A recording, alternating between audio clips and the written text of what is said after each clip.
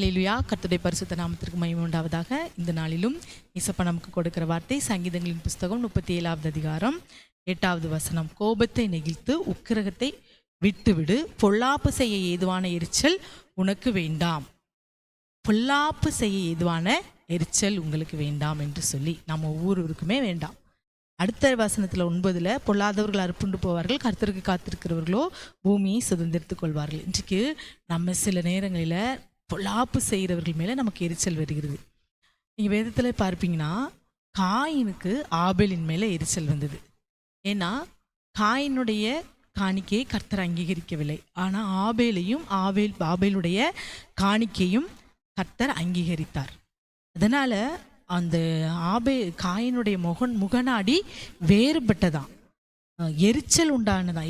உனக்கு ஏன் எரிச்சல் உண்டாயிற்று? ஆதியாகமம் 4:6 வாசிப்பீங்கன்னா, உனக்கு ஏன் எரிச்சல் உண்டாயிற்று, உன் முகநாடி ஏன் வேறுபட்டது? அவனுக்கு அங்கு எரிச்சலை கொண்டு வந்தது நம்ம அங்கீகரிக்கப்படலையானா ஆபேல் அங்கீகரிக்கப்பட்டானே என்பதுதான். கர்த்தர் கூட அவனுடைய தப்பிதத்தை, அந்த காயினுடைய தப்பிதத்தை சொல்றாரு. நீ நன்மை செய்தா உனக்கு மேன்மை இல்லையோ, நீ நன்மை செய்யாதிருந்தால் பாவம் வாசற்படியில் படுத்திருக்கும் அப்படின்னு சொல்லி காயினிடத்தில் உள்ள அந்த குற்றத்தை அவர் உணர்த்துகிறார். ஆனாலும் அவன் அந்த குற்றத்தை உணரவில்லை. அவன் ஆபேல் அங்கீகரிக்கப்பட்டானே, நான் அங்கீகரிக்கப்படவில்லை. இன்றைக்கும் உங்கள் வாழ்க்கையிலும் உங்கள் முன்னாடி சிலர் அங்கீகரிக்கப்படும் போது உங்களுக்கு எரிச்சல் வருதா? அந்த எரிச்சலை கொண்டு வந்தது யார் தெரியுமா? அங்கே பிசாசு. இந்த கொண்டு வந்ததுனால இந்த காயின் கொலைபாதகனாய் மாறினான். இன்றைக்கு நாமும் கூட நம் வாழ்க்கையிலே நம் கண் முன்னாய் நம்ம அங்கீகரிக்கப்படாமல் மற்றவங்க அங்கீகரிக்கப்படும் போது நமக்கு என்ன வருது? எரிச்சல் வருது, கோபம் வருது. அது பிசாசு. அப்போ நம்ம நினச்சிக்கணும், நம்ம பின்பக்கத்தில் இருந்து என்ன செய்கிறான்? பிசாசு நம்மை இயக்க பார்க்கிறான் என்று சொல்லி நம்ம பக்கத்தில் உள்ள குற்றத்தை தான் நம்ம என்ன செய்யணும்? சரிப்படுத்தணும். இன்றைக்கு அநேகர் பாருங்க, அவங்க சைடில் உள்ள குற்றத்தை அவங்க உணர்றதே கிடையாது. இங்கே என்ன நடந்தது? காயின் பக்கத்தில் உள்ள குற்றத்தினால தான் அவனுடைய காணிக்கை அங்கீகரிக்கப்படலை.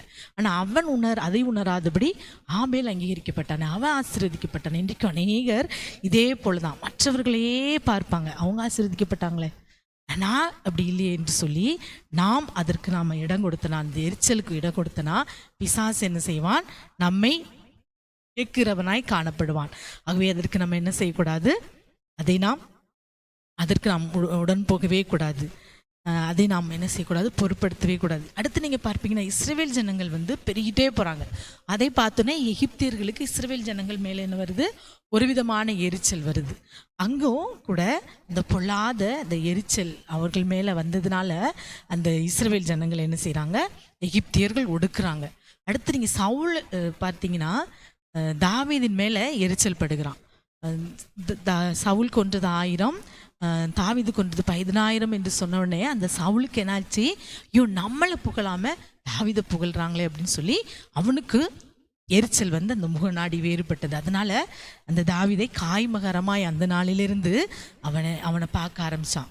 மற்றவங்களை புகழும்போது நமக்கு எரிச்சல் உண்டாக்குறது. அந்த எரிச்சலை உண்டாக்குகிறது யார் தெரியுமா? அது பிசாசனுடைய கிரியை. அது நமக்கு முன்பாக அந்த எரிச்சலை உண்டாக்கி பிசாசு நம்ம மூலமாக என்ன செய்கிறான்? கிரியை நடப்பிக்கிறான், பொல்லாத ஆவியை அனுப்பி. ஆகவே பார்த்தீங்கன்னா காயினுக்கு பொல்லாத ஆவி வந்தது. பொல்லாங்கினால் உண்டான ஆவின்னு பார்ப்போம். எகிப்தியின் ஆவி, அடிமைத்தனத்தின் ஆவி. சவுலுக்கு கர்த்தரால் விடப்பட்ட, தேவனால் வரவிடப்பட்ட பொல்லாத ஆவி என்ன? ஆவியானவர் விலகுனதுனால பொல்லாத ஆவி வருது. நம்ம பிறர் மேலே எரிச்சலும் கோபமும் அவங்க வளர்றதை பார்த்து பொறுக்க முடியாமல் வந்ததுன்னா தேவ ஆவியானவர் நம்மை விட்டு விலகி போவார். யார் வருவா? தேவனால் விடப்பட்ட பொல்லாத ஆவி வருகிறது. ஆகவே நமக்கு ஒருத்தரை பார்த்த உடனே, அவங்க ஆசீர்வதிக்கப்படுறதை பார்த்த உடனே எரிச்சல் வருதா? அது சத்ரு அதை கொண்டு வருகிறான் என்பதை நாம் உணர்ந்து கொள்ள வேண்டும். அந்த எரிச்சலை என்ன செய்யணுமா? விட்டு விடணுமா? சிலர் வளர்ச்சியை பார்க்கும்போது, அவர்கள் கனப்படுவதை பார்க்கும்போது, அவர்கள் உயர்வதை பார்க்கும்போது ஒரு எரிச்சல் வருகிறதா? வேதம் சொல்கிறது, பொல்லாப்பு செய்ய இதுவான எரிச்சல் வேண்டாம். சூரியன் அஸ்தமிக்கிறதுக்கு முன்னே உங்கள் கோபம் எரிச்சலை என்ன செய்யணும்? தனிய கடவுது என்று சொல்லி கர்த்தர் சொல்கிறார். நம்ம அதை பொருட்படுத்தாதபடி அதை விட்டு விடணும். கர்த்தர் அவங்களை ஆசீர்வதித்திருக்கிறார், அவங்க ஆசீர்வாதமாக இருக்காங்க. நம்முடைய ஆசீர்வாதம் நமக்கு. நாம் பொறுமையோடு ஓடும்போது நம்மை கர்த்தர் ஆசீர்வதிப்பார்.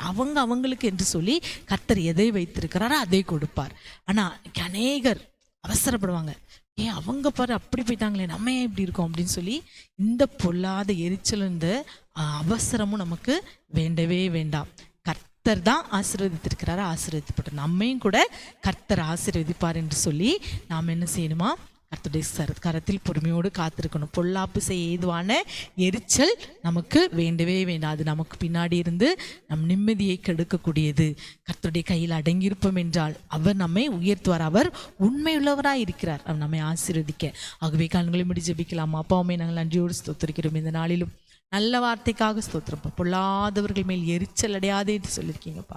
இயேசுவே, சிலரை பார்க்கும்போது ஒரு எரிச்சல் வருகிறதா, அது பிசாசினால் உண்டானது என்பதை உணர்ந்தவர்களாய் அந்த எரிச்சலையும் இந்த கோபத்தையும் கொண்டு வருகிற ஆவிகளை அப்பா நாங்கள் கண்டு அதற்கு நாங்கள் இடம் கொடுக்காதபடி, அது எங்களுக்குள் வளராதபடி அதை நாங்கள் ஆரம்பத்திலே கண்டு அதை நாங்கள் எடுத்து போட இந்த நாளில் கிருபை செய்யுங்கப்பா. அந்த பொல்லாங்கான ஆவி, சத்துருவினால் ஏவப்படுகிற ஆவி, பொல்லாப்பு செய்வதற்கு ஏதுவான அந்த ஆவி எங்களுக்கு வேண்டாம் தகப்பனே. உம்மை நம்பி நீர் உண்மையுள்ளவராயிருக்கிறீரப்பா. நீர் எல்லார் மேலும் உம்முடைய மலையை பெரிய பண்ணுகிறீர் இயேசுவே. அந்த வார்த்தையின்படி அப்பா நாங்கள் எல்லாவற்றிலும் நாங்கள் பொறுமையோடு ஓடி உம்முடைய ஆசீர்வாதத்தை பெற்றுக்கொள்ள இந்த நாளில் கிருபை செய்யும். பெரிய காரியங்களை செய்யும், ஆசீர்வதியும் பலப்படுத்தும். இயேசுவின் நாமத்தில் ஜெபிக்கிறோம் நல்ல பிதாவே, ஆமேன், ஆமேன்.